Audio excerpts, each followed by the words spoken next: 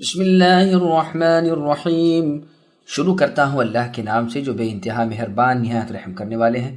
والطور وکتاب مسطور فی رق منشور والبیت المعمور والسقف المرفوع والبحر المسجور ان عذاب ربک لواقع ما له من دافع یوم تمور السماء مورا وتسير الجبال سيرا فويل يومئذ للمكذبين الذين هم في خوض يلعبون يوم يدعون إلى نار جهنم دعا هذه النار التي كنتم بها تكذبون أفسحر هذا أم أنتم لا تبصرون اصلوها فاصبروا أو لا تصبروا سواء علیکم انما تجزون ما کنتم تعملون۔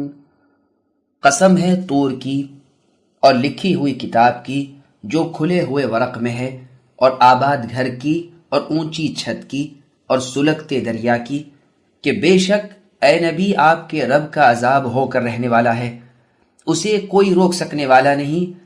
جس دن آسمان تھر تھرانے لگے گا اور پہاڑ چلنے پھرنے لگیں گے، آج جھٹلانے والوں کی پوری خرابی ہے جو اپنی بےہودہ گوئی میں اچھل کود رہے ہیں۔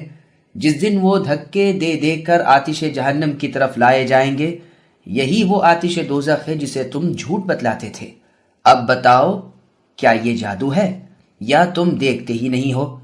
جاؤ دوزخ میں، اب تمہارا صبر کرنا اور نہ کرنا تمہارے لیے یکساں ہے، تمہیں فقط تمہارے کیے اعمال کا بدلہ دیا جائے گا۔ تعارف سورت سماعت کریں۔ جبیر ابن مطعم رضی اللہ عنہ فرماتے ہیں، میں نے نبی صلی اللہ علیہ وسلم کو مغرب کی نماز میں سورہ والطور پڑھتے ہوئے سنا ہے۔ آپ سے زیادہ خوش آواز اور آپ صلی اللہ علیہ وسلم سے زیادہ اچھی قرات والا میں نے تو کسی کو نہیں سنا۔ یہ روایت موطا مالک کی ہے۔ نیز صحیح بخاری اور مسلم میں ام المؤمنین ام سلمہ رضی اللہ عنہا سے مروی ہے، فرماتی ہیں زمانہ حج میں بیمار تھی، رسول اللہ صلی اللہ علیہ وسلم سے میں نے اپنا حال کہا تو آپ صلی اللہ علیہ وسلم نے فرمایا تم سواری پر سوار ہو کر لوگوں کے پیچھے پیچھے طواف کر لو۔ چنانچہ میں نے سواری پر بیٹھ کر طواف کیا۔ اس وقت رسول اللہ بیت اللہ کے ایک کونے میں نماز پڑھ رہے تھے اور والطور وکتاب مسطور کی تلاوت فرما رہے تھے۔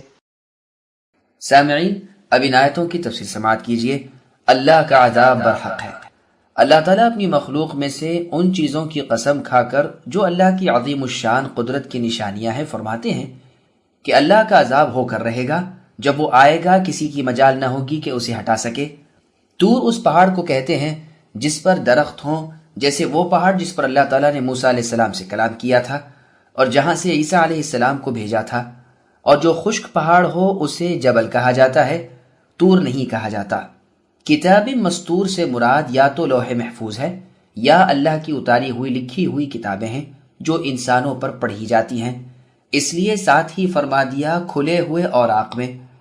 بیت المعمور کی بابت معراج والی حدیث میں ہے کہ رسول اللہ صلی اللہ علیہ وسلم فرماتے ہیں 7ویں آسمان سے آگے بڑھنے کے بعد مجھے بیت المعمور دکھلایا گیا، جس میں ہر روز 70,000 فرشتے اللہ تعالیٰ کی عبادت کے لیے جاتے ہیں۔ دوسرے دن اتنے ہی اور، لیکن جو آج گئے ان کی باری پھر قیامت تک نہیں آتی۔ یہ روایت صحیح بخاری اور مسلم میں ہے۔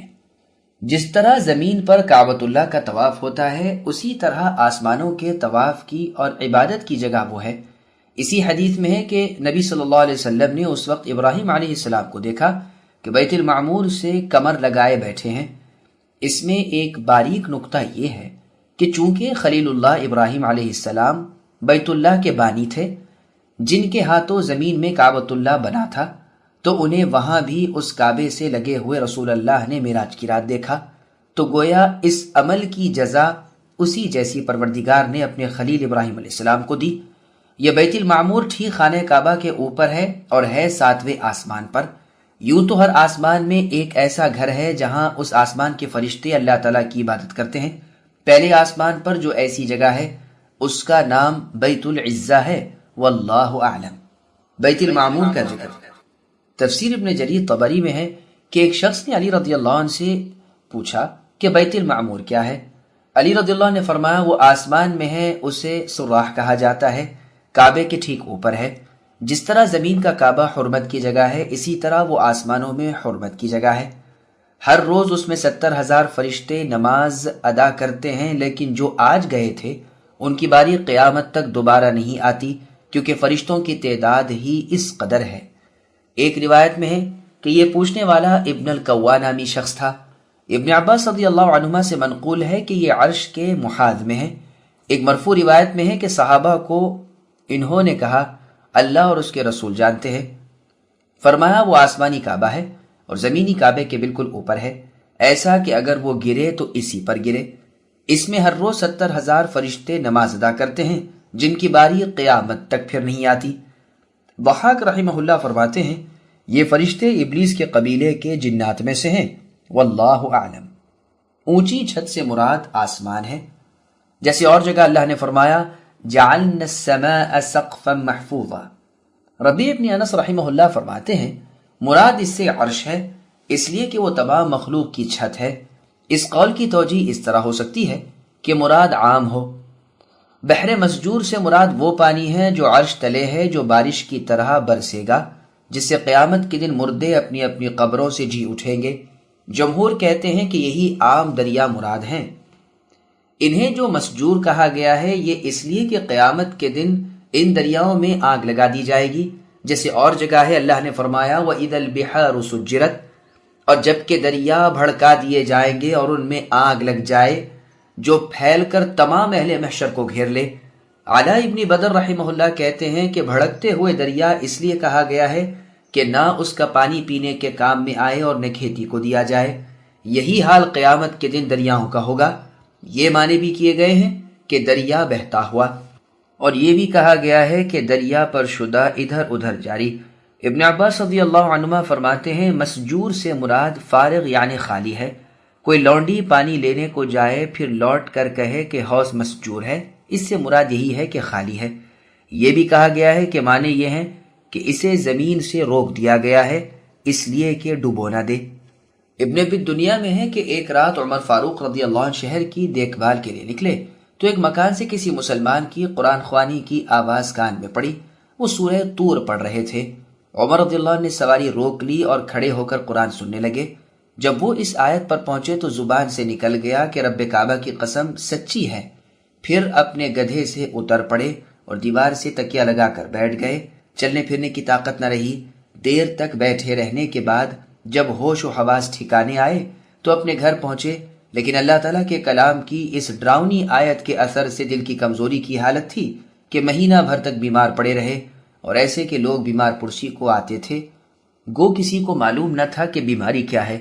ایک روایت میں ہے کہ آپ رضی اللہ عنہ کی تلاوت میں ایک مرتبہ یہ آیت آئی، اسی وقت ہچکی بند گئی اور اس قدر قلب پر اثر پڑا کہ بیمار ہو گئے۔ چنانچہ 20 دن تک عیادت کی جاتی رہی۔ اس دن آسمان تھر تھرائے گا، پھٹ جائے گا، چکر کھانے لگے گا، پہاڑ اپنی جگہ سے ہل جائیں گے، ہٹ جائیں گے، ادھر ادھر ہو جائیں گے، کانپ کانپ کر ٹکڑے ٹکڑے ہو کر پھر ریزہ ریزہ ہو جائیں گے، آخر روئی کے گالوں کی طرح ادھر ادھر اڑ جائیں گے اور بے نام و نشان ہو جائیں گے۔ اس دن ان لوگوں پر جو اس دن کو نہ مانتے تھے ویل و حسرت، خرابی اور ہلاکت ہوگی۔ اللہ تعالیٰ کا عذاب فرشتوں کی مار، جہنم کی آگ ان کے لیے ہوگی جو دنیا میں مشغول تھے اور دین کو ایک کھیل تماشا مقرر کر رکھا تھا۔ اس دن انہیں دھکے دے دے کر نارے جہنم کی طرف دھکیلا جائے گا، اور جہنم کا داروغہ ان سے کہیں گے کہ یہ وہ جہنم ہے جسے تم نہیں مانتے تھے۔ پھر مزید ڈانٹ ڈپٹ کے طور پر کہیں گے اب بولو۔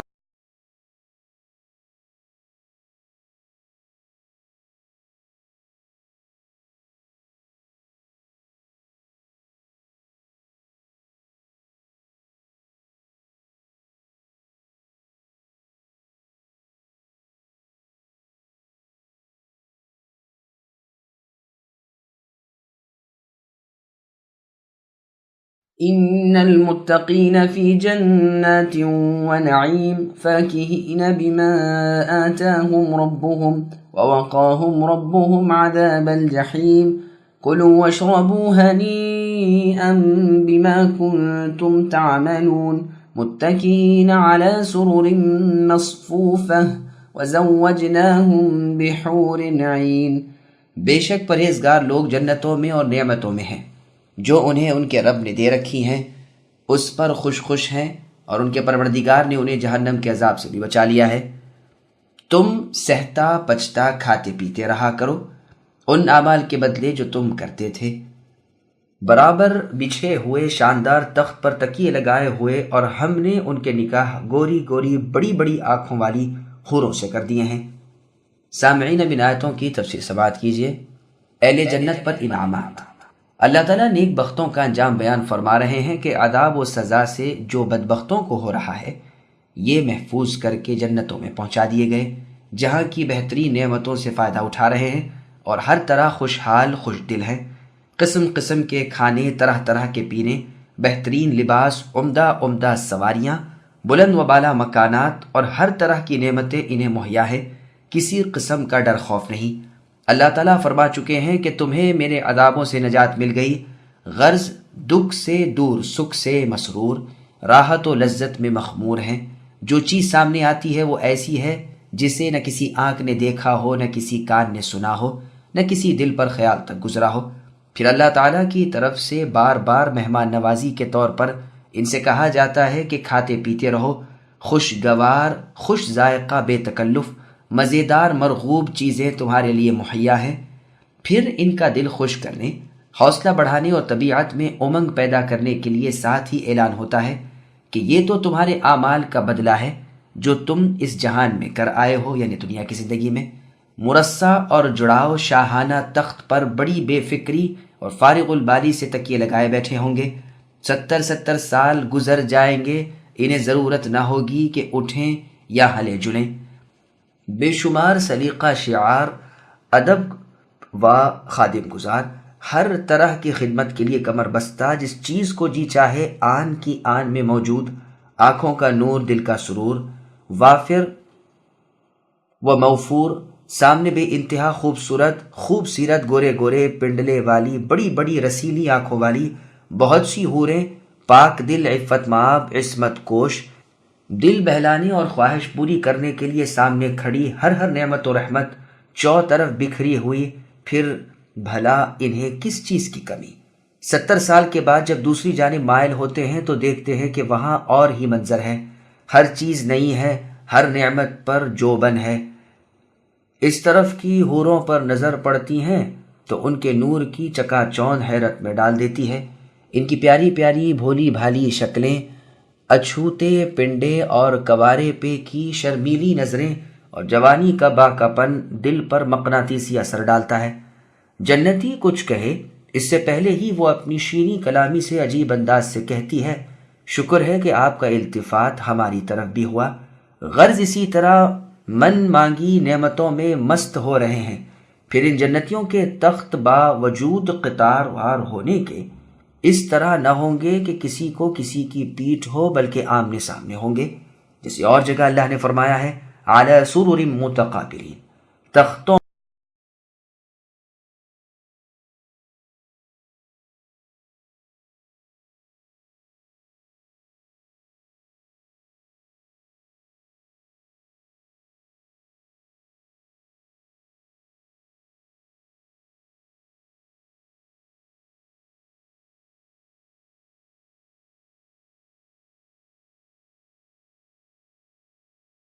والذين آمنوا واتبعتهم ذريتهم بإيمان ألحقنا بهم ذريتهم وما ألتناهم من عملهم من شيء كل امرئ بما كسب رهين وأمددناهم بفاكهة ولحم مما يشتهون يتنازعون فيها كأسا لا لغو فيها ولا تأثيم ويطوف عليهم غلمان لهم كأنهم لؤلؤ مكنون وأقبل بعضهم على بعض يتساءلون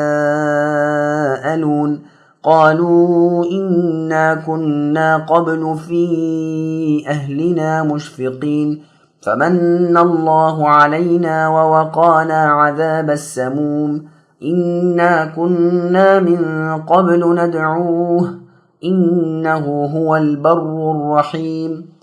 اور جو لوگ ایمان لائے اور ان کی اولاد نے بھی ایمان میں ان کا ساتھ دیا، ہم ان کی اولاد کو ان تک پہنچا دیں گے اور ان کے عمل سے ہم کچھ کم نہ کریں گے۔ ہر شخص اپنے اپنے اعمال میں گرفتار ہے۔ ہم ان کے لیے میوے اور مرغوب گوشت کی ریل پہل کر دیں گے، خوش طبعی کے ساتھ ایک دوسرے سے جام شراب کی چھینا چھپٹی کریں گے، جس شراب کے سرور میں نہ تو بیہودہ گوئی ہوگی نہ گناہ، اور ان کے ارد گرد ان کے نو عمر غلام چل پھر رہے ہوں گے، گویا کہ وہ مروارید تھے جو ڈھکے رکھے تھے۔ آپس میں ایک دوسرے کی طرف متوجہ ہو کر بات چیت کریں گے، کہیں گے کہ اس سے پہلے ہم اپنے گھر والوں میں بہت ڈرا کرتے تھے، اللہ تعالیٰ نے ہم پر بڑا احسان کیا اور ہمیں تیز و تند گرم ہواؤں کے عذاب سے بچا لیا۔ اس سے پہلے ہی اللہ کی عبادت کیا کرتے تھے، بے شک وہ محسن اور مہربان ہیں۔ سامعین، اب ان آیتوں کی تفسیر سماعت کیجیے۔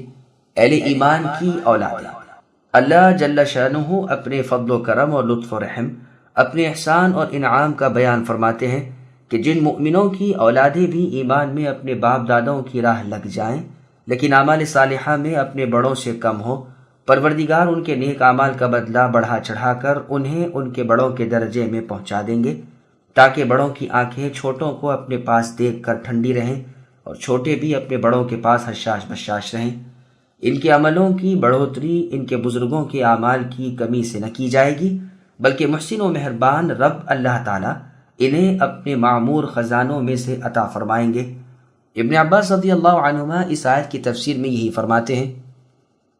مسند احمد میں حدیث ہے کہ رسول اللہ صلی اللہ علیہ وسلم نے فرمایا، اللہ تعالیٰ اپنے نیک بندے کا درجہ جنت میں دفعتاً بڑھاتے ہیں۔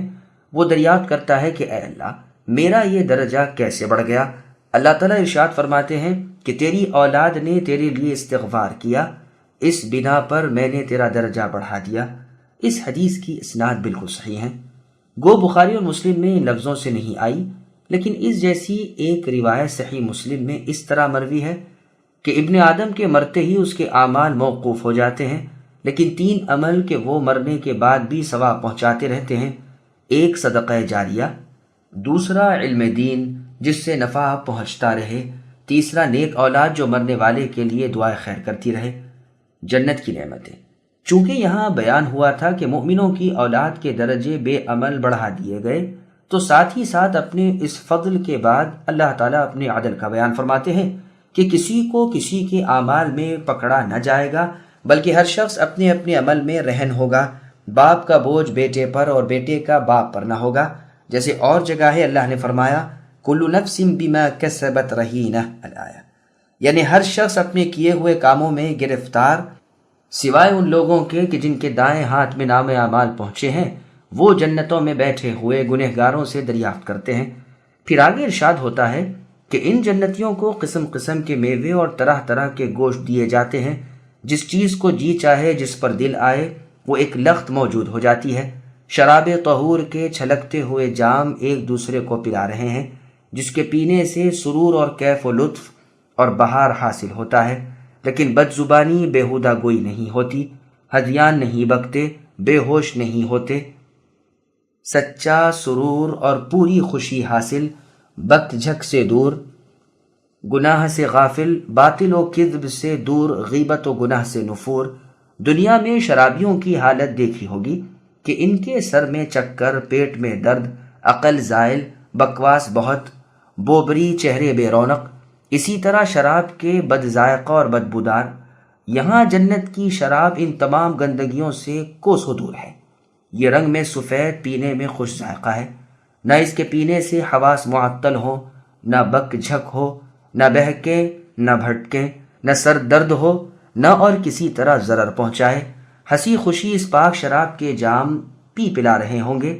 ان کے غلام کم سن نوعمر بچے جو حسن و خوبی میں ایسے ہیں جیسے مروارید ہوں، اور وہ بھی ڈبے میں بند رکھے گئے ہیں، کسی کا ہاتھ بھی نہ لگا ہو اور ابھی ابھی تازے تازے نکالے ہوں۔ ان کی آبداری، صفائی، چمک دمک، روپ رنگ کا کیا پوچھنا، لیکن ان غلمان کے حسین چہرے انہیں بھی مانند کر دیتے ہیں۔ اور جگہ یہ مضمون ان الفاظ میں ادا کیا گیا ہے، یطوف علیہم ولدان مخلدون، یعنی ہمیشہ نو عمر اور کمسن رہنے والے چھوٹے بچے، آب خورے، آفتابے اور ایسی شراب صاف کے جام کہ جن کے پینے سے نہ درد سر ہو اور نہ بہکیں، اور جس قسم کا میوہ یہ پسند کریں اور جس پرند کا گوشت یہ چاہیں، ان کے پاس بار بار لانے کے لیے چوطرف کمر بستہ چل پھر رہے ہیں۔ اس دور شراب کے وقت آپس میں گھل مل کر ہر طرح کی باتیں کریں گے، دنیا کے احوال یاد آئیں گے، کہیں گے کہ ہم دنیا میں جب اپنے والوں میں تھے تو اپنے رب کے آج کے دن کے عذابوں سے سخت لرزاں و ترساں تھے۔ الحمدللہ رب نے ہم پر خاص احسان کیا اور ہمارے خوف کی چیز سے ہمیں امن دیا۔ ہم اللہ ہی سے دعائیں التجائیں کرتے رہے، اللہ نے ہماری دعائیں قبول فرما لی اور ہمارا سوال پورا کر دیا۔ یقیناً اللہ تعالیٰ بہت ہی نیک سلوک اور رحم کرنے والے ہیں۔ فائدہ تفسیر ابن ابی حاتم میں ہے، ام المؤمنین عائشہ رضی اللہ عنہا نے جب اس آیت کی تلاوت کی تو یہ دعا پڑھی، اللہم من علینا وقنا عذاب السموم انک انت البر الرحیم۔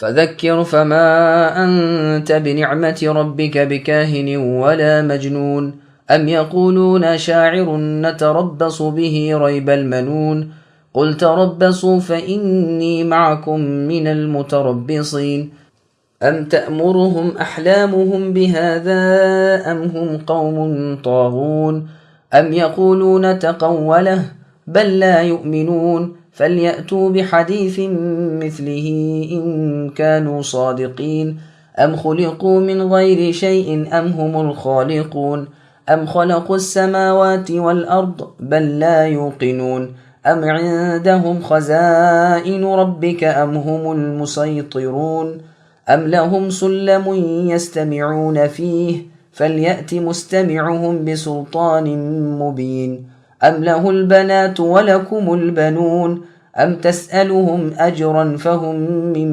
مغرم مثقلون أم عندهم الغيب فهم يكتبون أم يريدون كيدا فالذين كفروا هم المكيدون أم لهم إله غير الله سبحان الله عما يشركون۔ آپ اے نبی سمجھاتے رہیے کیونکہ آپ اپنے رب کے فضل سے نہ تو کاہن ہیں نہ دیوانے۔ کیا کافر یوں کہتے ہیں کہ یہ شاعر ہے، ہم اس پر زمانے کے حوادث یعنی موت کا انتظار کر رہے ہیں؟ آپ کہہ دیجئے تم منتظر رہو، میں بھی تمہارے ساتھ انتظار کرنے والوں میں ہوں۔ کیا ان کی عقلیں انہیں یہی سکھاتی ہیں یا یہ لوگ شرارت پر ہی ہیں؟ کیا یہ کہتے ہیں کہ اس نبی نے قرآن خود گھڑ لیا ہے؟ واقعہ یہ ہے کہ ان میں ایمان ہی نہیں۔ اچھا اگر یہ سچے ہیں تو بھلا اس جیسی ایک ہی بات یہ بھی تو لے آئیں۔ کیا یہ بغیر کسی پیدا کرنے والے کے خود بخود پیدا ہو گئے ہیں یا یہ خود پیدا کرنے والے ہیں؟ کیا انہوں نے ہی آسمان و زمین کو پیدا کیا ہے؟ بلکہ یہ یقین نہ کرنے والے لوگ ہیں۔ یا کیا ان کے پاس اے نبی آپ کے رب کے خزانے ہیں یا ان خزانوں کے یہ داروغہ ہیں؟ یا کیا ان کے پاس کوئی سیڑھی ہے جس پر چڑھ کر سن آئے ہیں؟ اگر ایسا ہے تو ان کا سننے والا کوئی روشن دلیل پیش کرے۔ کیا اللہ کی تو سب لڑکیاں ہیں اور تمہارے ہاں لڑکے ہیں؟ کیا اے نبی آپ ان سے کوئی اجرت طلب کرتے ہیں کہ یہ اس کے بوجھ سے بوجھل ہو رہے ہیں؟ کیا ان کے پاس علم غیب ہے جسے یہ لکھ لیتے ہیں؟ کیا یہ لوگ کوئی فریب کرنا چاہتے ہیں؟ اے نبی آپ یقین کر لیں کہ فریب خوردہ جماعت کافروں کی ہے۔ کیا اللہ کے سوا ان کا کوئی اور معبود ہے؟ ہرگز نہیں، اللہ تعالیٰ ان کے شرک سے پاک ہے۔ سامعین اب ان آیتوں کی تفسیر سماعت کیجیے۔ کفار پیغمبر صلی اللہ علیہ وسلم کو شاعر کہتے تھے۔ اللہ تعالیٰ اپنے نبی کو حکم دیتے ہیں کہ اللہ کی رسالت اللہ کے بندوں تک پہنچاتے رہیں۔ ساتھ ہی بدکاروں نے جو بہتان رسول اللہ پر باندھ رکھے تھے ان سے بھی آپ کی صفائی کرتے ہیں۔ کاہن انہیں کہتے ہیں جس کے پاس کبھی کبھی کوئی خبر جن پہنچا دیتا ہے۔ تو ارشاد ہوا کہ اللہ کے دین کی تبلیغ اے نبی آپ کیجئے۔ الحمدللہ آپ نہ تو جنات والے ہیں نہ جنون والے۔ پھر کافروں کا قول نقل فرماتے ہیں کہ یہ کفار کہتے ہیں کہ محمد صلی اللہ علیہ وسلم تو ایک شاعر ہیں، اے نبی انہیں کہنے دیجئے جو کہہ رہے ہیں، ان کے انتقال کے بعد ان کی سی کون کہے گا، ان کا یہ دین ان کے ساتھ ہی فنا ہو جائے گا۔ پھر اپنے نبی محمد صلی اللہ علیہ وسلم کو اللہ تعالیٰ اس کا جواب دینے کو فرماتے ہیں کہ اچھا، ادھر تم انتظار کرتے ہو، ادھر میں بھی منتظر ہوں۔ دنیا دیکھ لے گی کہ انجام کار غلبہ اور غیر فانی کامیابی کسے حاصل ہوتی ہے۔ چنانچہ دارالندوہ میں قریش مکہ کا مشورہ ہوا کہ محمد صلی اللہ علیہ وسلم بھی مثل اور شاعروں کے ایک شعر گو ہیں، انہیں قید کر لو، یہ وہیں ہلاک ہو جائیں گے، جس طرح زہیر اور نابغہ کا حشر ہوا۔ اس پر یہ آیتیں اتریں۔ پھر آگے اللہ فرماتے ہیں، کیا ان کافروں کی دانائی انہیں یہی سمجھاتی ہے کہ باوجود جاننے کے پھر بھی آپ کی نسبت اے نبی غلط افواہیں اڑائیں اور بہتان بازی کریں؟ حقیقت یہ ہے کہ یہ کفار بڑے سرکش، گمراہ اور عناد رکھنے والے لوگ ہیں۔ دشمنی میں آ کر واقعات سے چشم پوشی کر کے آپ کو مفت میں برا بھلا کہتے ہیں۔ کیا یہ کہتے ہیں کہ اس قرآن کو محمد صلی اللہ علیہ وسلم نے خود آپ بنا لیا ہے؟ فی الواقع ایسا تو نہیں، لیکن ان کا کفر ان کے منہ سے یہ غلط اور جھوٹ بات نکلوا رہا ہے۔ اگر یہ کفار سچے ہیں تو پھر یہ خود بھی مل جل کر ایک ہی ایسی بات بنا کر دکھا تو دیں۔ یہ کفار قریش تو کیا، اگر ان کے ساتھ روئے زمین کے جنات و انسان مل جائیں، جب بھی اس قرآن کی نظیر سے سب عاجز رہیں گے۔ اور پورا قرآن تو بڑی چیز ہے، اس جیسی 10 صورتیں بلکہ ایک صورت بھی قیامت تک نہیں بنا لا سکتے۔ توحید الوہیت اور توحید ربوبیت کے دلائل۔ توحید ربوبیت اور توحید الوہیت کا ثبوت دیا جا رہا ہے۔ اللہ تعالیٰ فرماتے ہیں، کیا یہ کفار بغیر موجد کے موجود ہو گئے یا یہ خود اپنے موجد آپ ہی ہیں؟ دراصل دونوں باتیں نہیں، بلکہ ان کا خالق اللہ تعالیٰ ہے۔ یہ کچھ نہ تھے، اللہ تعالیٰ نے انہیں پیدا کر دیا۔ جبیر ابن مطعم رضی اللہ عنہ فرماتے ہیں، نبی صلی اللہ علیہ وسلم مغرب کی نماز میں سورہ طور کی تلاوت کر رہے تھے، میں کان لگائے سن رہا تھا۔ جب نبی صلی اللہ علیہ وسلم مسیطرون تک پہنچے تو میری یہ حالت ہو گئی کہ گویا میرا دل اڑا جا رہا ہے۔ یہ روایت بخاری کی ہے، نیز مسلم میں بھی ہے۔ بدری قیدیوں میں یہ جبیر رضی اللہ عنہ بھی آئے تھے، اس وقت یہ کافر و مشرک تھے۔ یہ اس وقت کا واقعہ ہے جب یہ کافر تھے۔ قرآن پاک کی ان آیتوں کو سننا ان کے اسلام کا ذریعہ بن گیا۔ پھر آگے اللہ فرماتے ہیں، کیا آسمان و زمین کے پیدا کرنے والے یہ کفار ہیں؟ یہ بھی نہیں، بلکہ یہ جانتے ہوئے کہ خود ان کا اور کل مخلوقات کا رچانے اور پیدا کرنے والے تو اللہ ہی ہیں، پھر بھی یہ لوگ اپنی بے یقینی سے باز نہیں آتے۔ پھر آگے اللہ فرماتے ہیں کہ کیا دنیا میں تصرف ان کفار کا ہے؟ ہر چیز کے خزانوں کے مالک کیا یہ ہیں یا مخلوق کے محاسب یہ ہیں؟ حقیقت میں ایسا نہیں، بلکہ مالک و متصرف صرف اللہ عز و جل ہی ہے، وہ قادر ہے جو چاہے کر گزرے۔ پھر فرماتے ہیں، کیا اونچے آسمانوں تک چڑھ جانے کا کوئی زینہ ان کفار کے پاس ہے؟ اگر یوں ہے تو ان میں سے جو وہاں پہنچ کر کلام سن آتا ہے وہ اپنے اقوال و افعال کی کوئی آسمانی دلیل پیش کرے، لیکن نہ وہ پیش کر سکتا ہے نہ وہ کسی حقانیت کے پابند ہے۔ یہ بھی ان کفار کی بڑی بھاری غلطی ہے کہ کہتے ہیں فرشتے اللہ کی لڑکیاں ہیں۔ کیا مزے کی بات ہے کہ اپنے لیے تو لڑکیاں ناپسند کریں اور اللہ تعالیٰ کے لیے ثابت کریں۔ انہیں اگر معلوم ہو جائے کہ ان کے ہاں لڑکی ہوئی تو غم کے مارے چہرہ سیاہ پڑ جائے اور اللہ تعالیٰ کے مقرب فرشتوں کو اللہ کی لڑکیاں بتلائیں۔ اتنا ہی نہیں بلکہ پھر ان کی پرستش کریں۔ پس نہایت ڈانٹ ڈپٹ کے ساتھ اللہ تعالیٰ فرماتے ہیں، کیا اللہ کی لڑکیاں ہیں اور تمہارے لڑکے ہیں؟ پھر فرمایا، کیا اے نبی آپ اپنی تبلیغ پر ان سے کچھ معاوضہ طلب کرتے ہیں جو ان پر بھاری پڑے؟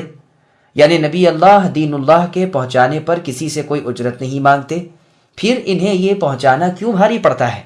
کیا یہ لوگ غیب داں ہیں؟ نہیں، بلکہ زمین و آسمان کی تمام مخلوق میں سے کوئی بھی غیب کی باتیں نہیں جانتا۔ کیا یہ لوگ اللہ کے دین اور رسول اللہ کی نسبت بکواس کر کے خود رسول کو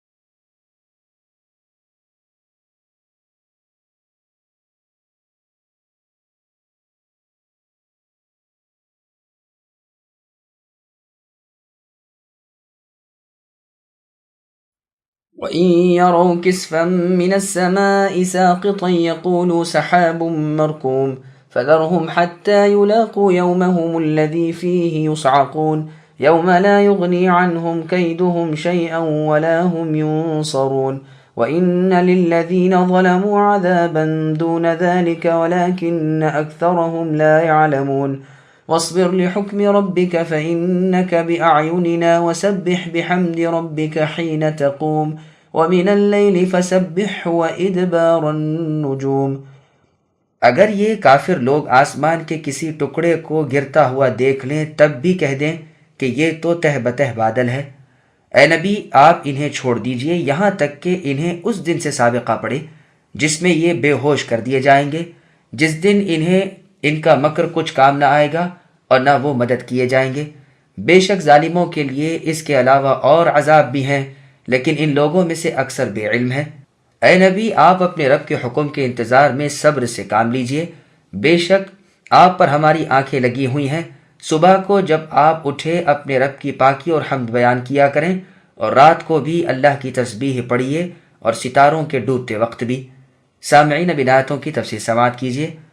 قیامت کا ذکر مشرکوں اور کافروں کے عناد کا بیان ہو رہا ہے کہ یہ اپنی سرکشی، ضد اور ہٹ دھرمی میں اس قدر بڑھ گئے ہیں کہ اللہ تعالیٰ کے عذاب کو محسوس کر لینے کے بعد بھی انہیں ایمان کی توفیق نہ ہوگی۔ یہ اگر دیکھ لیں گے کہ آسمان کا کوئی ٹکڑا اللہ تعالیٰ کا عذاب بن کر ان کے سروں پر گر رہا ہے تو بھی انہیں تصدیق و یقین نہ ہوگا، بلکہ صاف کہہ دیں گے کہ غلیظ ابر ہے، یعنی موٹا، جو پانی برسانے کو آ رہا ہے۔ جیسے اور جگہ اللہ نے فرمایا وَلَوْ فَتَحْنَا عَلَيْهِمْ بَابًا مِّنَ السَّمَاءِ الْآيَةِ، یعنی اگر ہم ان کافروں پر ان کے لیے آسمان کا کوئی دروازہ بھی کھول دیں اور یہ وہاں چڑھ جائیں تب بھی یہ تو یہی کہیں گے کہ ہماری آنکھیں باندھ دی گئی ہیں، بلکہ ہم پر جادو کر دیا گیا ہے۔ یعنی معجزات جو یہ طلب کر رہے ہیں اگر ان کی چاہت کے مطابق ہی دکھا دیے جائیں، بلکہ خود انہیں آسمانوں پر چڑھا دیا جائے، جب بھی یہ کوئی بات بنا کر ٹال دیں گے اور ایمان نہ لائیں گے۔ اے نبی صلی اللہ علیہ وسلم آپ انہیں چھوڑ دیجئے، قیامت والے دن خود انہیں معلوم ہو جائے گا۔ اس دن ان کی ساری فریب کاریاں رکھی کی رکھی رہ جائیں گی، کوئی مکاری وہاں کام نہ دے گی، چوکڑی چوک جائیں گے اور چالاکی بھول جائیں گے۔ آج جن جن کو یہ پکارتے ہیں اور اپنا مددگار جانتے ہیں، اس دن سب کے منہ تکیں گے اور کوئی نہ ہوگا جو ان کی ذرا سی بھی مدد کر سکے، بلکہ ان کی طرف سے کچھ عذر بھی پیش کر سکے۔ یہی نہیں کہ انہیں صرف قیامت کے دن ہی عذاب ہو اور یہاں اطمینان و آرام کے ساتھ زندگی گزار لیں، بلکہ ان ناانصافوں کے لیے اس سے پہلے دنیا میں بھی عذاب تیار ہیں۔ جیسے اور جگہ اللہ نے فرمایا وَلَنُذِيقَنَّهُم مِّنَ الْعَذَابِ الْأَدْنَىٰ دُونَ الْعَذَابِ الْأَكْبَرِ لَعَلَّهُمْ يَرْجِعُونَ، یعنی ہم ان کافروں کو آخرت کے بڑے عذابوں کے علاوہ دنیا میں بھی عذاب کا مزہ چکھائیں گے تاکہ یہ رجوع کریں۔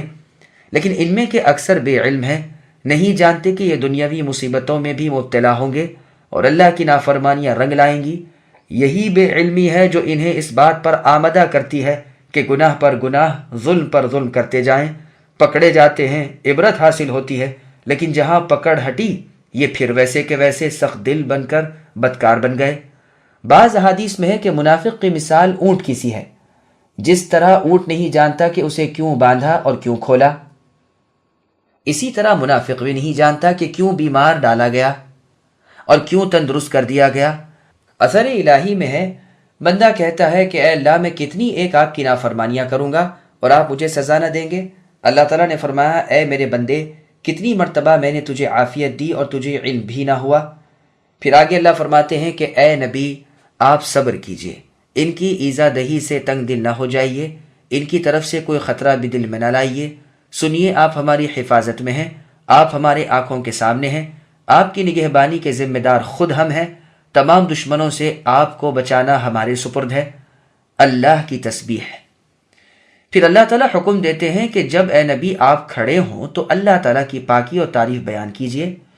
اس کا ایک مطلب یہ بیان کیا گیا ہے کہ جب نماز کے لیے کھڑے ہوں، دوسرا مطلب یہ بیان کیا گیا ہے کہ جب رات کو آپ جاگیں۔ دونوں مطلب درست ہیں۔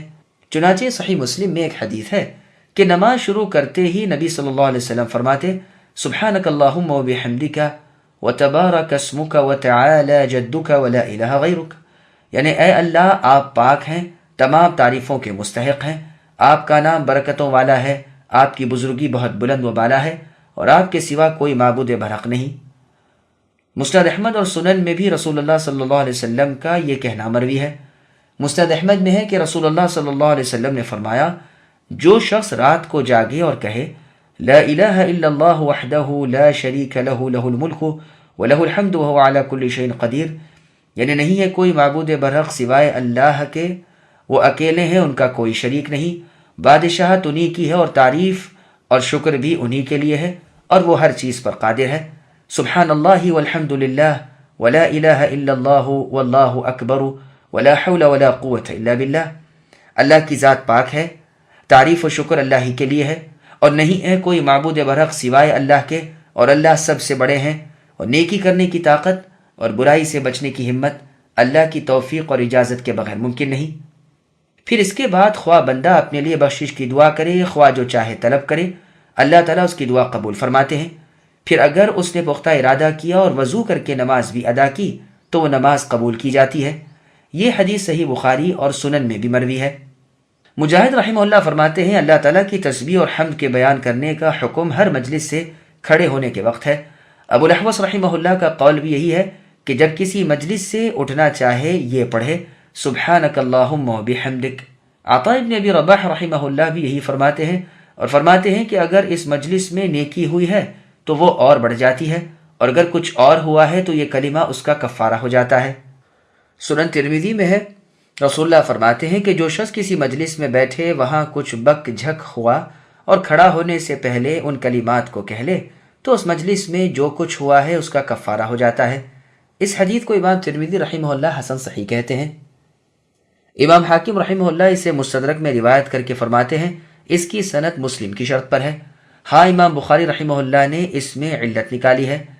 میں یعنی ابن کثیر کہتا ہوں کہ امام احمد، امام مسلم، امام ابو حاتم، امام ابو زرعہ، امام دارقطنی رحمہم اللہ وغیرہ نے بھی اسے معلول کہا ہے، اور وہم کی نسبت ابن جریج رحمہ اللہ کی طرف کی ہے، مگر یہ روایت سنن نبی داؤد میں جس سند سے مروی ہے اس میں ابن جریج رحمہ اللہ ہے ہی نہیں، اور وہ روایت سندن بالکل صحیح ہے۔ اور حدیث میں ہے رسول اللہ صلی اللہ علیہ وسلم اپنی آخری عمر میں جس مجلس سے کھڑے ہوتے ان کلمات کو کہتے، بلکہ ایک شخص نے پوچھا بھی کہ اللہ کے رسول آپ اس سے پہلے تو اسے نہیں کہتے تھے۔ رسول اللہ نے فرمایا مجلس میں جو کچھ ہوا ہو یہ کلمات اس کا کفارہ ہو جاتے ہیں۔ یہ روایت بھی سنن ابی داؤد کی ہے۔ سنن ابی داؤد ہی میں ہے کہ عبداللہ ابن عمر رضی اللہ عنہ فرماتے ہیں یہ کلمات ایسے ہیں کہ جو انہیں کسی مجلس سے اٹھتے وقت 3 مرتبہ کہہ لے اس کے لیے یہ کفارہ ہو جاتے ہیں۔ مجلس خیر اور مجلس ذکر میں انہیں کہنے سے یہ مثل مہر کے ہو جاتے ہیں۔ فائدہ: الحمدللہ میں نے ایک علیحدہ جز میں ان تمام حدیثوں کو، ان کے الفاظ کو اور ان کی سندوں کو جمع کر دیا ہے، اور ان کی علتیں بھی بیان کر دی ہیں، اور اس کے متعلق جو کچھ لکھنا تھا لکھ دیا ہے۔ پھر آگے ارشاد ہوتا ہے کہ رات کے وقت اللہ کی یاد اور اللہ کی عبادت، تلاوت اور نماز کے ساتھ اے نبی کرتے رہیے، جیسے فرمان ہے وَمِنَ اللَّيْلِ فَتَهَجَّدْ، رات کے وقت تہجد پڑھا کیجئے، یہ اے نبی آپ کے لیے نفل ہے۔ ممکن ہے کہ آپ کے رب اللہ تعالیٰ آپ کو مقام محمود پر اٹھائے۔ ستاروں کے ڈوبتے وقت سے مراد صبح کی فرض نماز سے پہلے کی 2 رکعتیں ہیں کہ وہ دونوں ستاروں کے غروب ہونے کے لیے جھک جانے کی وقت پڑھی جاتی ہیں۔ چنانچہ ایک مرفوع حدیث میں ہے ان سنتوں کو نہ چھوڑو گو گھوڑے تمہیں کچل ڈالیں۔